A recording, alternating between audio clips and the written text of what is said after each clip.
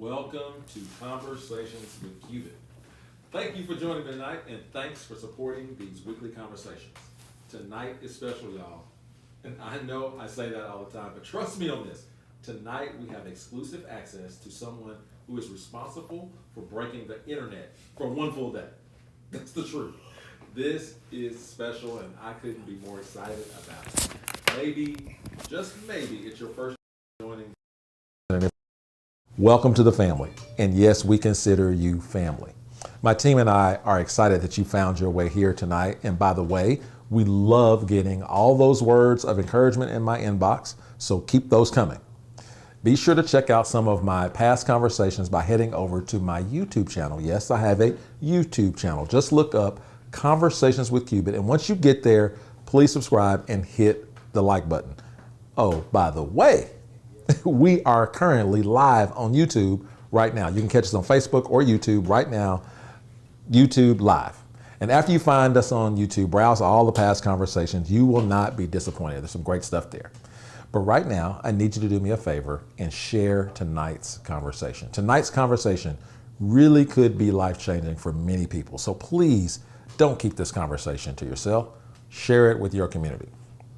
Hit the share button, start a watch party, do whatever you got to do to spread the word that we are live right now, YouTube and Facebook. Let me give a special shout out to my friends Richard and Amy James for giving these weekly conversations a home out at Green Pasture Studios in far northeast Oklahoma City near Spencer, Oklahoma.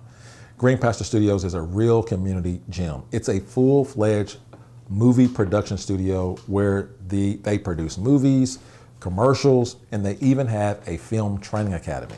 They actually teach people of all ages how to work in this industry. It's really cool stuff going on out there. So please look them up online.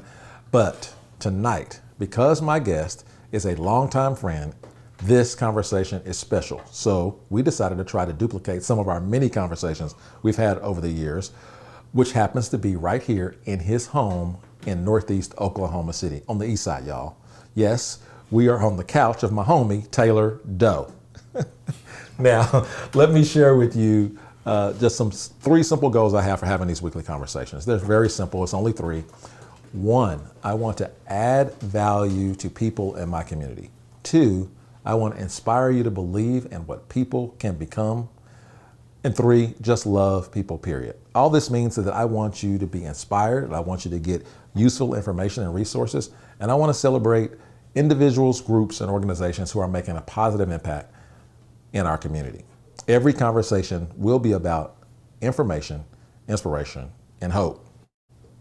Okay, at this point, my guest tonight really doesn't need much of an introduction because his TEDx talk in Oklahoma City was recently released online and has rapidly racked up close to 100,000 views. But let me try to introduce him anyway. I mean, you already know him. His name is Taylor Doe, AKA also known as T-Doe. Or Tay. He has lived between what Martin Luther King Jr. has called the two Americas. He has worked in corporate America, founded a tech company with one of his brothers, and for the last decade has devoted himself to building relationships and community initiatives in northeast Oklahoma City. He has done all this while straddling two economic classes, which has given Taylor unique insight on how opportunity is unlocked for some and remains locked for others. This experience happens to be the cornerstone of his very thought-provoking TED Talk.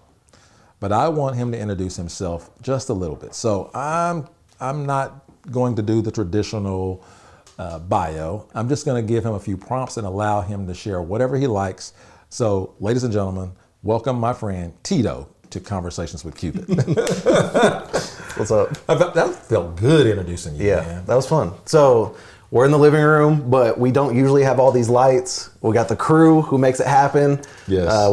We're mic'd up right now, so this is not typical of how we meet here, but yes. But the way things are going, the living room is about to grow. Okay. Right. So Love there's going to be a little bit more space next Okay. time we do this. Right. All right. So I thought I'd grab a hold of you before your schedule fills up with the success of this TED Talk. So I thought, let me get on the schedule now and get this. Get Stop. Let's go. Yeah, this is exclusive. What are we doing? All right. So I'm going to throw you some prompts, some stuff that I know probably the answer to, but other people may not know this about Okay. you. So this is rapid fire? This is rapid fire. Okay. This is, you can expand if you want to, but Okay.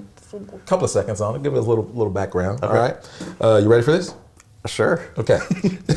OU women's college basketball.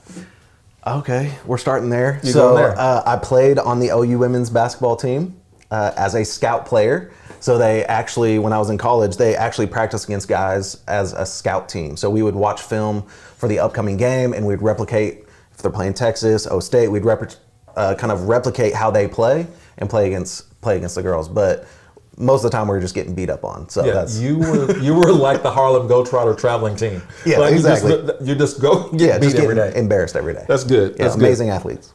Little known history fact right there. Yeah. Oh, Whataburger. Oh, that's my spot. So a Whataburger is kind of my personal brand. If you have a personal brand, I go there enough. It's probably like my second office. Yes. But I started eating there sophomore year of college when they put it in at OU, and we would go late nights, middle of the day, whatever. Start to get to know the staff.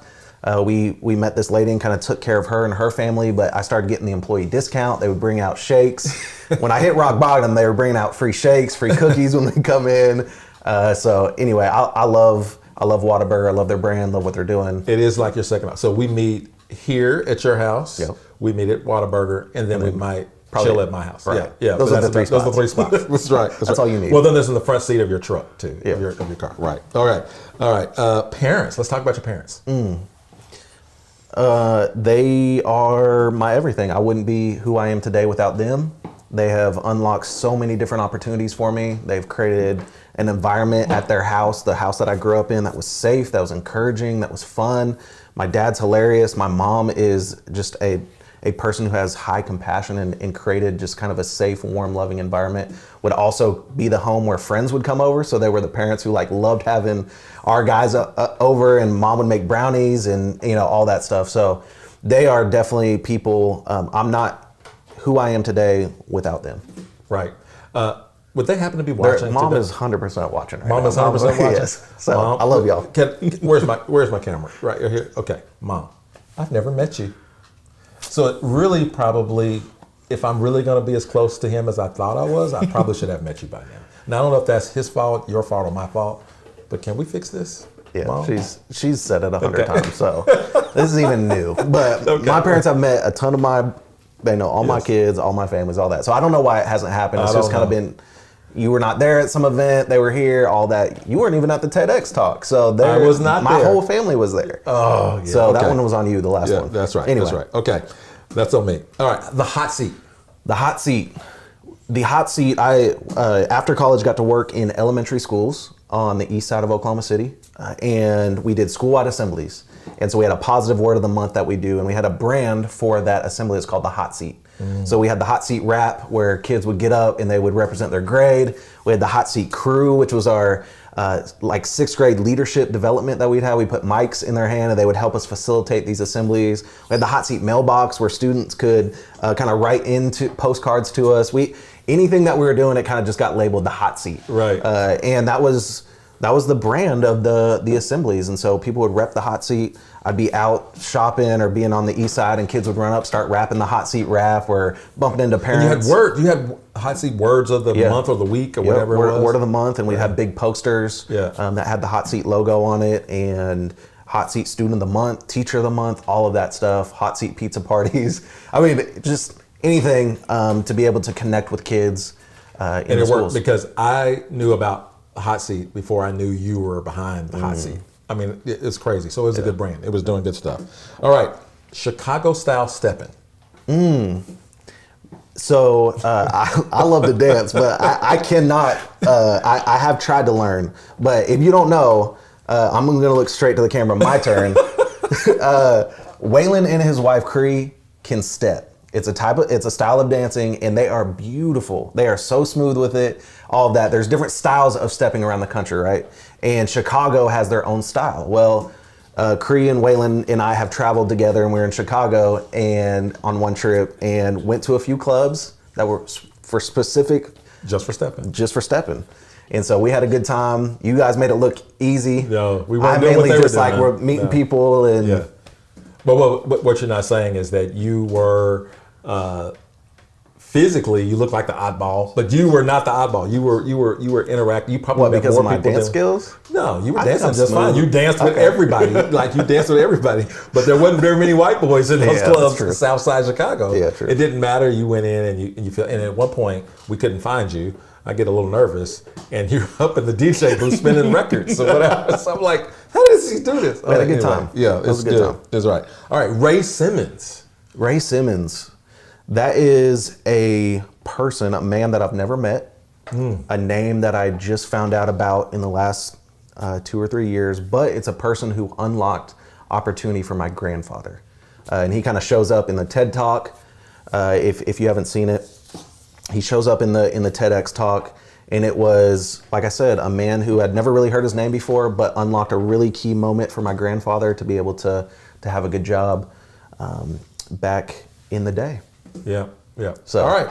Thanks for playing my silly game. I could Hey, go. that was good. I have a lot of dots. We here, can- but we I'm can gonna do that stop the right whole there. time. Yeah, we can do that the whole time. But I really want to get to this TED Talk and the viral moment that has happened with this TED Talk. So let's start what life has been like after TED Talk. And the reason why I'm asking is because I did a TED Talk. I did this almost probably the same exact stage. And I got less than 10,000 views. This is not a in comparison years, game. In years. No, but what I'm pointing out is that life got kind of crazy for me and it wasn't near as popular. Under 10,000 views to date, and that was several years ago. But you got 100,000 views in 2 weeks, right? What has life been like? Man, these last 2 weeks have been incredible. So I've been getting a lot of text messages from friends, old teachers, my parents' friends, tearful phone calls. Like I've had to pull over because I've just been emotional too. Yeah. But just had some incredible phone calls about people who were impacted or are like thinking about opportunity in a different way now. That has been like just really special.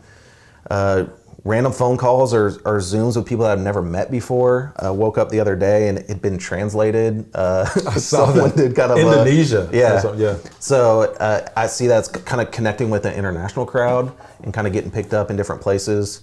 And so it's been a great 2 weeks. Like I just want to say thank you to people who have reached out and sent screenshots and like taken a minute to call and just like encourage me and all of that. Because as you know, like when you put out work into the world, like it's out there to be critiqued, to be judged and all of that. And so there's a level of anxiety that comes with that.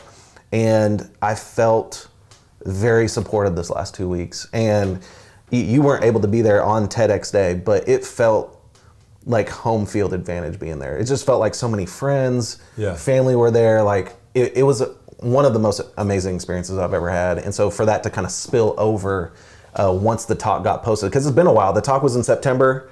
It's kind of got held. And we've been agonizing over this a little bit. We didn't know when it was going to be posted. Right, yeah. And so like 2 Saturdays ago, Bing got the notification. It was like, oh, the talk has been posted. Like, here we go. So that's what it's been. Yeah, it's been good. So for those who might be a little bit odd right now and has not watched this amazing talk, especially from in Oklahoma City. If you haven't watched this TED Talk, something's wrong with you. But would you give us kind of a summary of the talk without giving it all away? Yeah.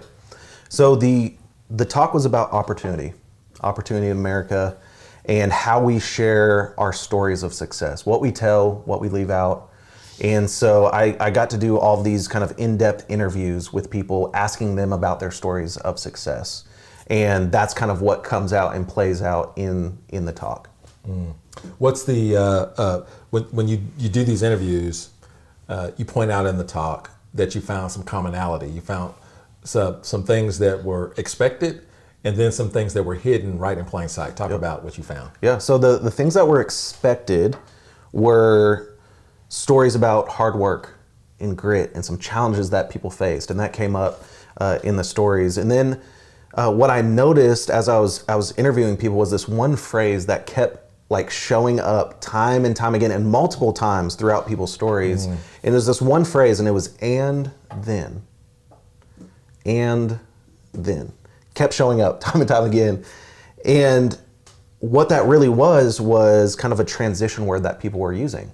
And so, for example, for my story, I grew up in Bartlesville, and then I went to the University of Oklahoma, and then I worked at Sandridge Energy, and then I started a tech company with my brother. Well, that phrase "and then" actually disguised a lot of how things worked behind the scenes, things that people don't really share out in the open often. And so what I didn't tell you was that my parents could afford for me to go to college, and then went to OU. And what I didn't tell you was that my roommate at the time, my senior year, his mom was senior vice president of HR and helped unlock an opportunity at that oil company that I worked at after school. And so those were those "and then" moments is what I call them. Those moments that are kind of in between the high points or the challenges that help us unlock opportunity. Right. I didn't tell you I was going to go here, but I remember there were some emotional moments, choked up moments. I can tell, maybe you, if you watch, you don't know, but if you know him, this was some pause in his talk that said, "Ooh, that's important to him." Yeah. Right when you said, "I feel like I need to tell y'all who Taylor Doe is," toward the end of your talk, and you told this story. You said, "Here are my and thens. Here are my and thens." Yeah. Why? What was that emotion? What brought that on? Man, I'm an emotional guy anyway, so I cry at commercials. I cried during movies. I was like, it doesn't take that long. I mean, it's not a meeting that goes by sometimes where it's just like, right, get teary-eyed. But this was something I've been passionate about for a long time. I think there's a level of vulnerability there of like, I know that when I say this, I hope it connects with people in a way that invites them to share their story. And so I kind of felt the weight in that moment.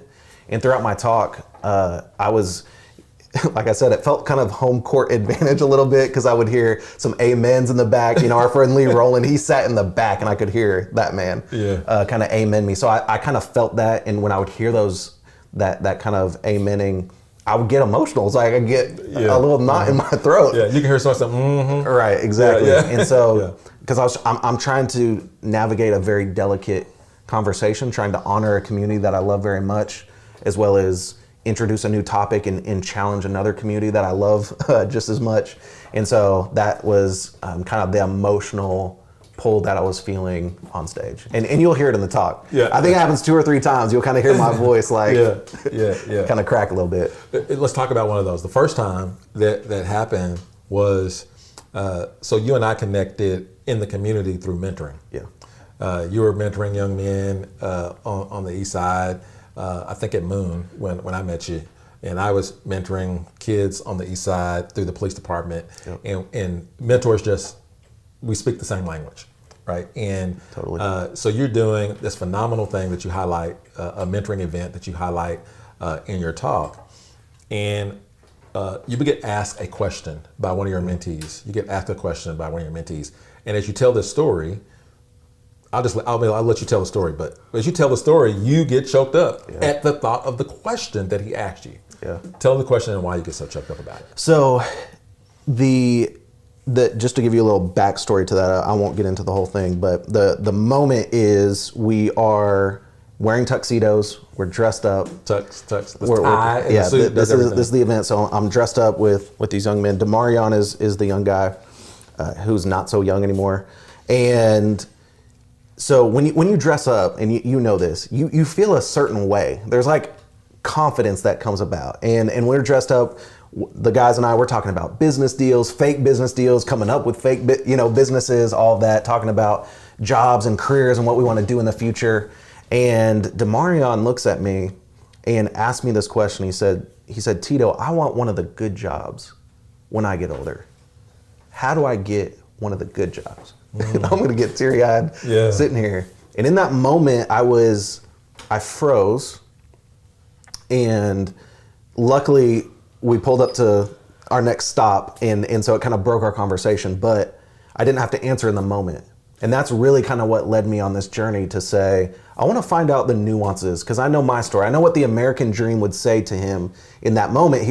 The American dream would say, work hard, pull yourself up by your bootstraps, and you too could have one of the good jobs. And I just know that my story has some of that. I worked hard, I'm creative, I did this, but there's this missing component that showed up in these interviews and then moments. And so that's where I started to get emotional, because I saw this bright, smart, funny, fun-loving kid. I just didn't see the same on-ramps to opportunity that I had that were kind of built into my journey. And so that's where I kind of got emotional of what do you say in this moment? Well, so what was it in the moment that created the pause? Because that question is going to come up, right? Yeah. Every mentor is we going to get get all the it. time. And the routine is to just, hey, go to college, finish high school, get good grades, go to college, get good grades. Be careful with girlfriends, right? Don't get in trouble that way, right? And then you might be able to get that. But you knew not to go there, and something instinctively said, I want to be authentic in my answer. Yeah. That's exactly what it was. And I mean, the podcast we listen to, right? It's the grind, it's the hustle, it's all these, which we know you need to do, right? It's this other part, the untold part of these success stories that I'm really interested in. And so sitting there that evening with him in that moment, it was very real. You can see it. I mean, you know this, the glow in young people's eyes who are ambitious and thinking about the future, and you get those moments. And I just wanted to be authentic in what I told him in that moment because I love him. I love those guys. I want to see them succeed. Yep. I've known them since they were in second grade. They're now 19, 20 years old. And I wanted to be authentic to say, here are stories that I've gathered for you of people who've been vulnerable, and let's look at this. Would it be fair to say the reason you couldn't be authentic is because you saw the neighborhood he lived in, you knew where he lived, you knew some of the challenges that he's already faced, and you knew a lot of this was brought on by things he could not, these obstacles were things that he could not prevent. Yeah, these are things that with lack of transportation or different things that kind of are barriers to opportunity was nothing of his doing. He didn't make poor choices. He didn't, it was like,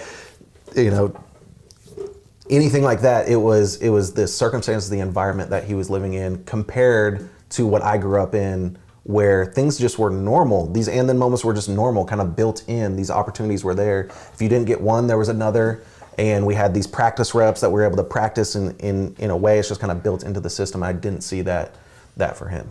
Yeah, talk about a practice rep. You threw that word out there. You got to tell people what a practice rep is now. Man, practice rep. There's a few concepts that I'm excited to share post TED Talk. So I feel like the TEDx talk was kind of the intro, and I'm excited. I know it is. And you and I have wrestled with a lot of these concepts that make an and then moment, that kids are prepared for and then moments.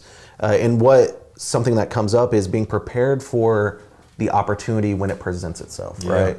And so in the environment that I grew up in a upper middle class environment, we had practice reps to be able to engage with people in power, people who own companies, people who were hiring managers, people who had corporate jobs or doctors and lawyers. And so I had practice interacting with them, so I was comfortable.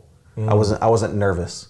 An example was when I went to interview, I didn't just get the job at Sandridge. I had to go interview and do these things. So I came in and I met with Greg, and I never met Greg before. This is my first time coming in to meet with him. Yeah. But I'd met Greg 1,000 times. You met his type. I met his type. I knew the humor. I knew where to sit. It was just comfortable. I didn't really have to think about it. And it's because I had all of these practice reps that led up to when the moment presented itself. I got to execute. I was comfortable. I was funny, I thought maybe. And that turned into an internship. Where with our young people, there aren't those practice reps that when the door opens, there might be some apprehension, some self-doubt, some things that creep up. I don't know all the rules to where to sit and what to wear and do all these things. That really reminds me, and we don't have to go there. I want to go back to the TED Talk, but it reminds me of, because as mentors, we spend a whole lot of time putting kids in low stake situations where they get comfortable in environments. And you and I have been doing this. Been doing this. You're doing it for your guys to hang out with you, and I'm doing it for guys to hang out with me. And then we set up somebody for a real life thing. We thought they were ready. But they get in this situation, and you and I talk about how they responded, and we're like, what happened? We have given all these practice reps, and they went in there and they blew the opportunity. how upset were we, man? You remember that? You remember what I'm talking about? Yeah. So opportunity rarely comes to these people, and when I say these people, historically left out people, communities, people of color, economic status, they're just kind of left out. And when they get an opportunity, they just blow it because they haven't had the practice reps. The practice rep. Okay, tell me some of the challenges, or just one. Should we pause there real quick? Okay. Can we go like down a rabbit trail for 3 seconds? Go ahead. So the flip side is we are giving practice reps to young people for a certain environment. And so the thing I want to introduce, and we'll do another talk on this later, is that there are different cultures, there's different environments, and we're preparing them for one environment. But if the roles were switched and people who come in, let's just talk black and white culture, we're preparing them for corporate America, which is predominantly white. There's some rules about that. Well, there are also rules on the east side that if you were to come into if people were coming to a certain environment, there are things that you need to know, similar to other environments. And so I want to say that there's rules in different environments that you need to know and not need to know. The difference is that Demarion needs to know black culture as well as the rules to predominantly white culture, where I didn't have to know black culture in order to be able to get these opportunities. And so that's a little bit of the difference in the nuance, which we'll dive into on another day. We can talk a lot about that because we can say I have to have a PhD in dominant white culture to be successful, and a white person doesn't have to have a GED in black culture to be successful. Okay, I'm not even. That's a rabbit trail. We'll be here. We go there all day. But those are things that we talk about in this living room, right? Yes. We've wrestled with. We said what do people need to know? What are people missing? All of that. So let's go. Yeah. Here's what I want to. I've known you for a long time, and I've watched you build relationship all over the east side.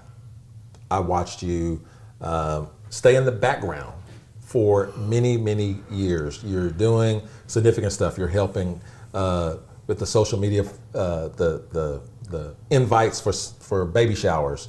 You're doing the slideshow for funerals. You're doing all kinds of stuff on the east side and at events that I've been a part of that you've helped me with. I'm trying to bring you up. I want you to speak. I want you to share. You step away from the front of the stage and you stay in the back of the stage. And you've been very, very intentional about that. And I want you to talk about why it was important for you to live over here, because you bought a home on the east side. You've lived over here for a number of years. Your neighbors are cool. We have a good time. This is a good neighborhood, good family over here. Yep. But you haven't talked about any of the things that you've learned and you've done and what you participated in on any platform that you're at until this TED Talk. Yeah. Why? Man, I read this. I believe that you can have mentors who you never meet, and that's through books. So I have some author mentors that I have, and there's one, and his name is John Perkins. He is an older black man who grew up in the South, and he is kind of the godfather of Christian community development, of just kind of investing in communities, and is kind of a thought leader in that space, and has been for many years. Has written a lot of books that I've read all of them. All that. So he's definitely a mentor of mine in that space. There was one book that came out where his co-author wrote about John. And in that preface, he said, John ministered in obscurity for a decade before anyone knew his name. And when I read that, I was like, I want to be that guy. And I underlined it and dated it. And so I got to be in relationship and be in community with people starting in May of 2011. And so May of 2021 was kind of that decade point of being able to just kind of serve in obscurity in different ways. Kind of like you said, kind of do branding for businesses that are starting up over here, or the slideshow for different funerals of students that we've lost, or their grannies that they've lost, weddings, and just random stuff that is going on. And being able to serve in obscurity and just kind of listen. And so that was really the heart behind it. I actually got invited to do a TEDx talk in 2020, and I said no, because that kind of fell into the window of still just kind of sitting and learning and building relationships and deep relationships with people. So that was was one of the reasons why. I was like, I'm just going to stay in the back. I'm going to make you look good while you're up here. Yeah. And so even friends and family on the east side is like, bro, it's your time to like start sharing some of these ideas that you have. And so that's where So in that tenure, in that decade Yeah. of time, you've noticed people that come to the east side that wanted to help, some nonprofits, and they speak about it. In your view, it would be way too soon. What happens when this happens? Yeah, so what I've seen over the years is kind of something that happens is when you start, I've seen organizations come in and speak too soon about just poverty is very complex and nuanced. We try to make it very simple, but there's a lot that goes on there. But as a nonprofit, you have to raise money. As soon as you get here, we have to tell the story, we have to raise money, we have to do all this. I just didn't want to do that. I was very fortunate that I didn't have to do that. I was able to work at a company that paid me to build relationships and do all that. So I feel very fortunate.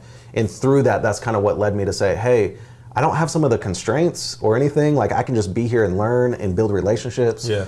And so what happens is people come in and speak too early without having a relationship, not really knowing the full nuance, not understanding the historical context, not seeing the historical context. Like I've been over here enough to see broken promises that have been made to this community and a lot of different nuance from,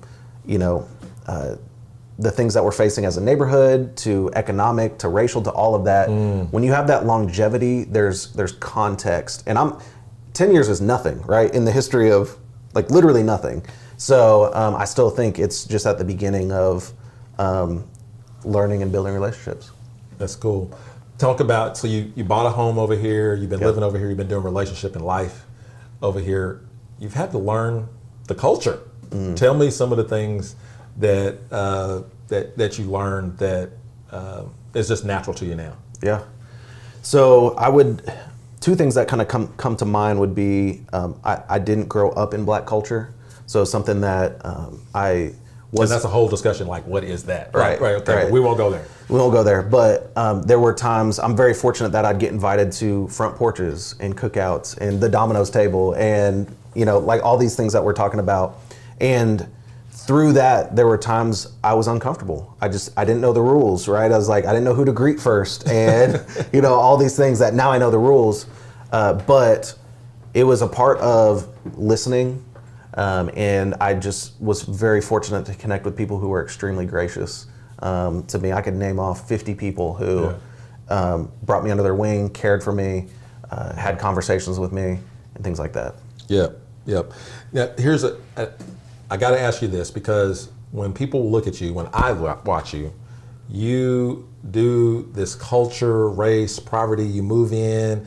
You've learned with such ease. It doesn't look like you're uncomfortable. It never has looked like you were uncomfortable. It didn't look like you were uncomfortable when we were in Chicago and you were on your way to you just do it in such a natural way. Yeah. Give some advice on people that want to serve, that want to work, that want to do relationship, not just in this culture, but in any culture different than their own. Yep. Number one would be listening. I see all the time of people have such strong opinions without having a relationship. And so it's just constantly listening and gathering on nuance. And I love stories. So that came easy to me. It's like, I love just asking questions regardless and all of that. So that's where I think some of the ease came was I get that from my dad, from my mom, from my grandfather. That's just kind of been built into my family culture is to be intrigued about people and care for others. And so that's the second one is find unique ways to serve and with kind of no expectation of return. And that's anywhere, any community you're in, right? It's like that's just give. Right, principle. Yeah. So those would be kind of the two things that have helped guide me in my relationship building. Yeah. I want to go back a little bit to the TED Talk. Yeah. As we close here, what would you like to see happen from the results of a successful TED Talk? This particular successful TED Talk. Yeah.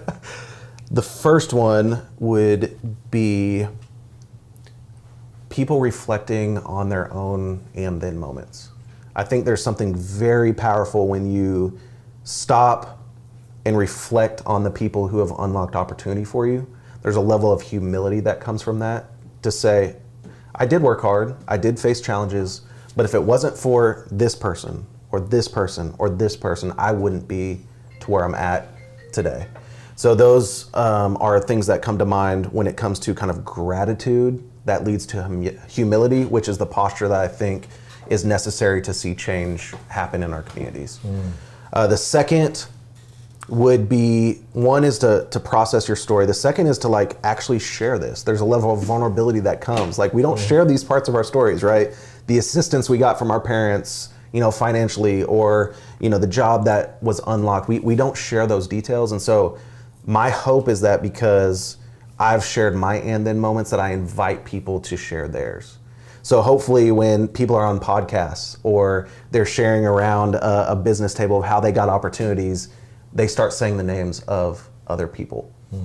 What I think that leads to, that vulnerability is going to foster other vulnerability for people to share. Yeah. So you're kind of starting the snowball effect. And a sub point to that is to have your kids know and your grandkids know the names of people who have unlocked opportunity. Right. Like I told you, Ray Simmons was a person from my grandfather that I'd never heard of until, later in his life when I kind of started to pry. I don't think I know he didn't intentionally leave that out. It's just we haven't told our stories that way. And so if there was an outcome from this talk, it would be we tell our success stories a little bit different.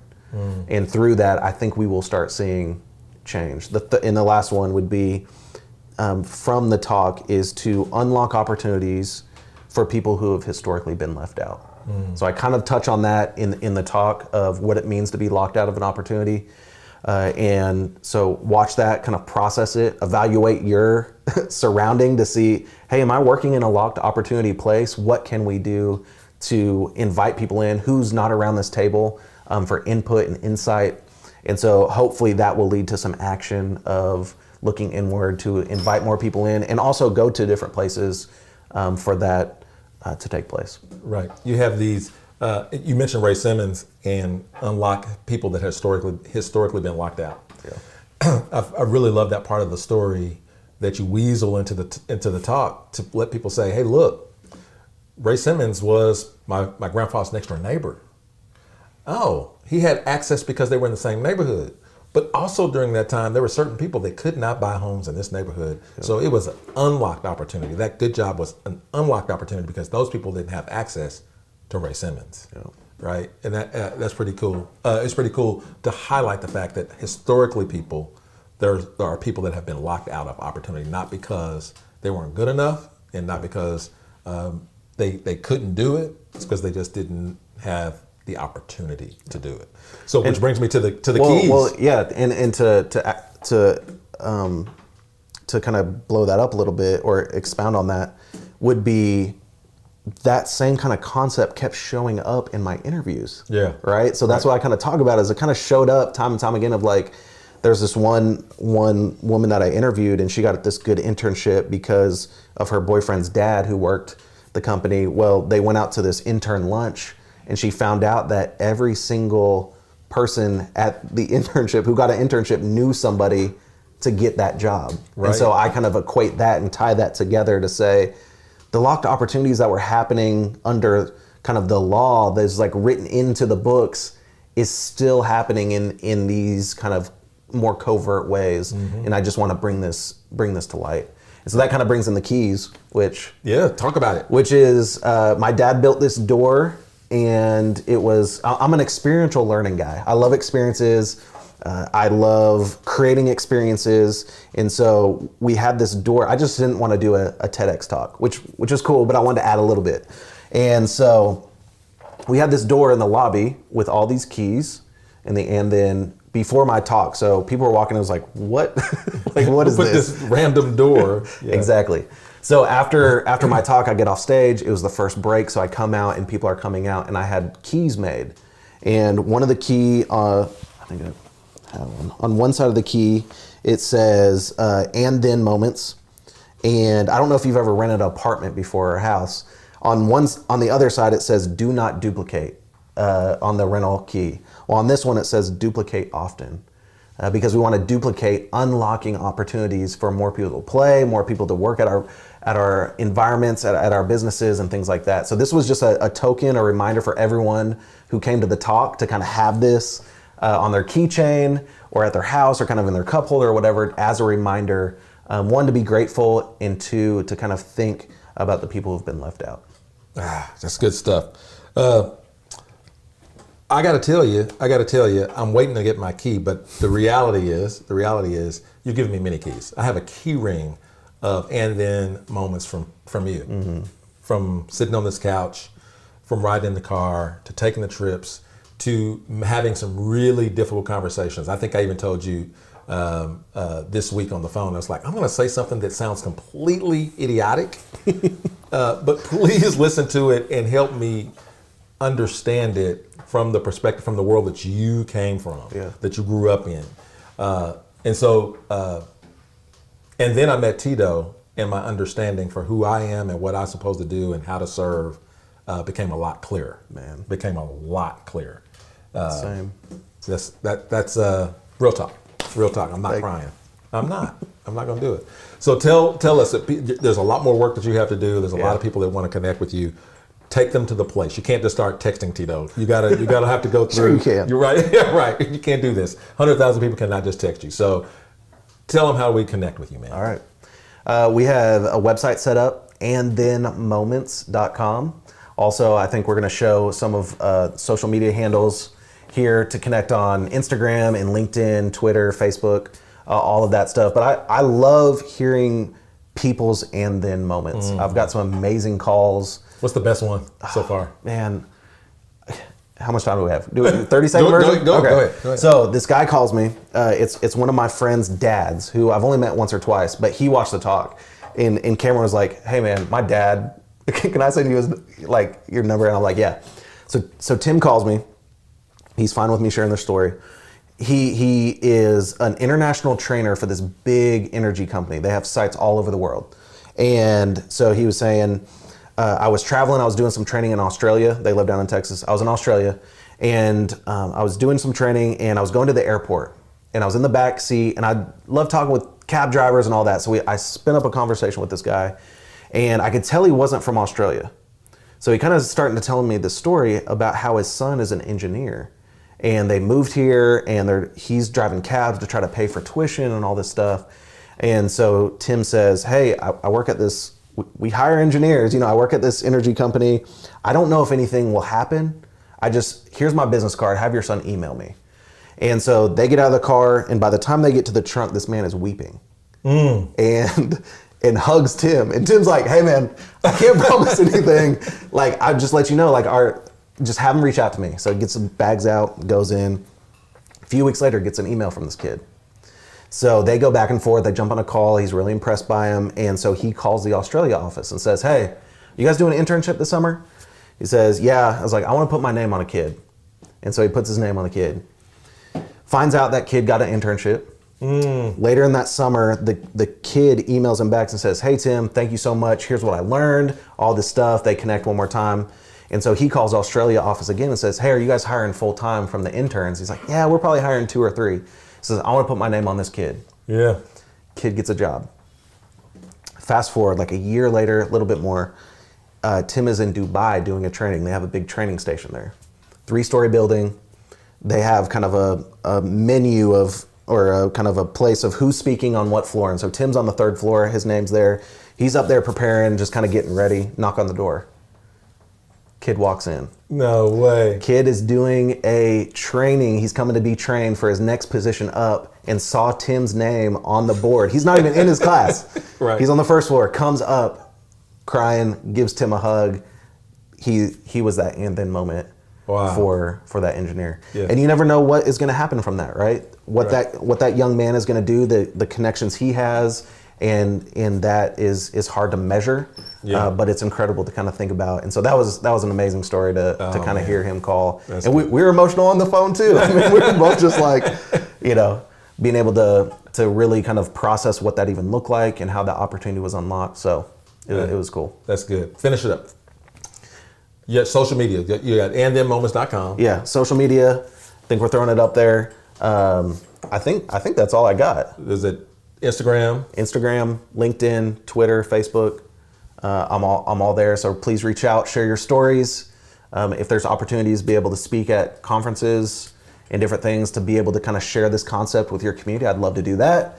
And that is what I got. Thank you for this opportunity. Man, thanks for coming on here before, because I won't be able to get you in a couple of weeks. I won't be able to get you. I can Bro, right now. stop hyping. I will not be able to get you. Man, that is Conversation with Cupid. We will see you next week. I believe we're going to have our friend Derek Scobie, who is running for Oklahoma County Clerk. So look for us next week. Enjoyed it. Love you, brother. Love you.